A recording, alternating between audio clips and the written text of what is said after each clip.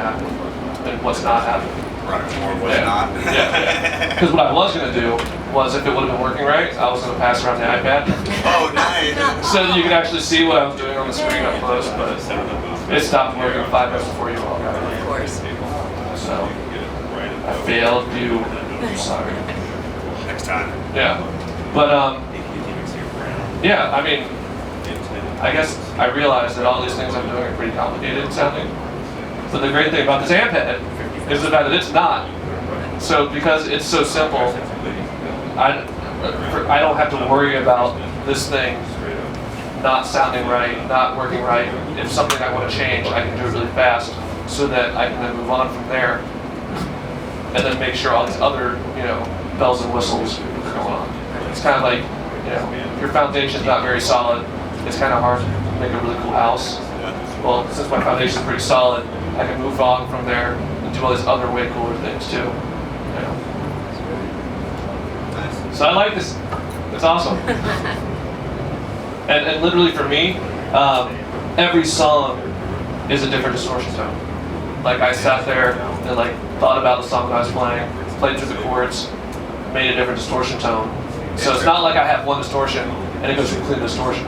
Like every song, I have a different trigger for a different distortion. That's nice. So if the MIDI was working, I could literally push spacebar, chug, chug, chug, chug, chug. It would hit the first song, and I could skip the next song, chug, chug, chug, and then you'd hear it change when it hits the next trigger. You can hear all the different. That's sweet. Yeah, and I will say about Blackstar, they were great because they were super hands-on about helping me, because I had the idea. I didn't really know how to execute it completely. I was already using Logic, but I wasn't really sure about this and this and this. I didn't know if I'd have to get some third-party client thing, whatever. And all the guys in the UK were super helpful and sent me emails about what they thought I should do. And actually ended up sending me the Logic template so that the MIDI was already connected. So all I had to do was plug in the MIDI, and it was controlling the triggers for this. It was just simple rattling of the MIDI, but they sent it to me. So they're ridiculously cool, and hands-on and helpful, and they're trying completely to, it's that balance of push the envelope without forgetting where you're coming from and what you're doing. It's playing guitar, making amps, but the wheel's kind of been done in a certain way. But at the same time, though, don't abandon the past, think of the future, and they've been really great with helping me, develop those ideas and those things.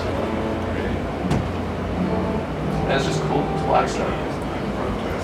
I love the tube switch. It's killer. Yeah. You look like you got questions. The wheels are turning, but no. $29.99 plus shipping and handling. If only. You can ship me to your place and I'll show you how to use it. Basically, I don't know, I got some more time. I'll just sit here. If you think of anything, Play something? Play something? Yeah. I'm a talker. He's a hell of a guitar player. I'm okay. My other guitar player's back there in my band. Wave your hand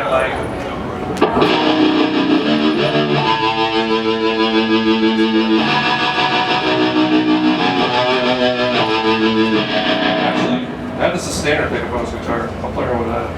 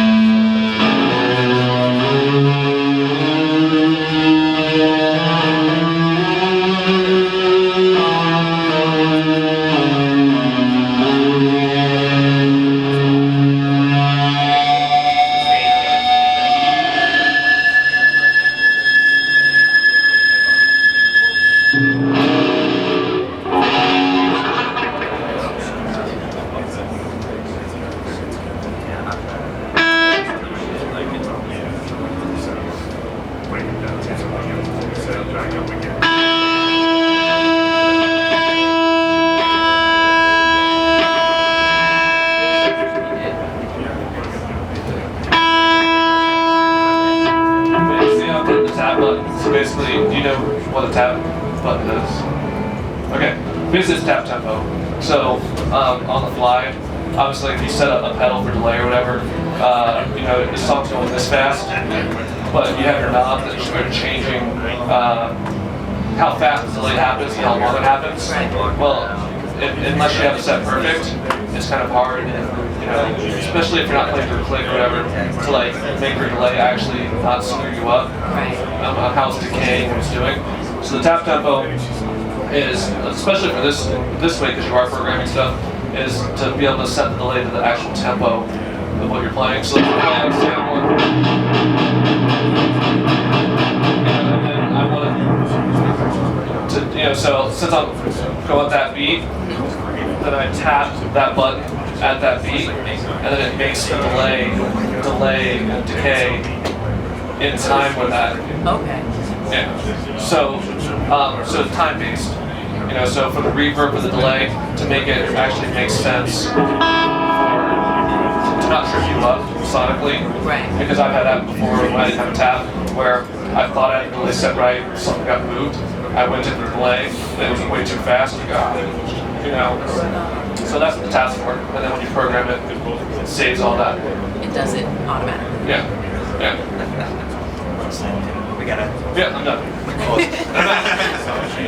That's Rich. You're great. Thanks, man.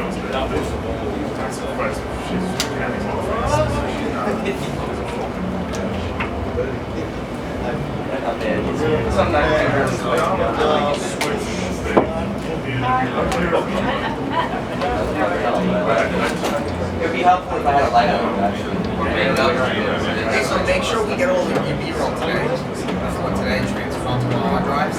Yeah. So I also want to talk to, I don't know if Steph's around, but I want to, there's so much stuff on cards. There's no way we can transfer it all the way to leave.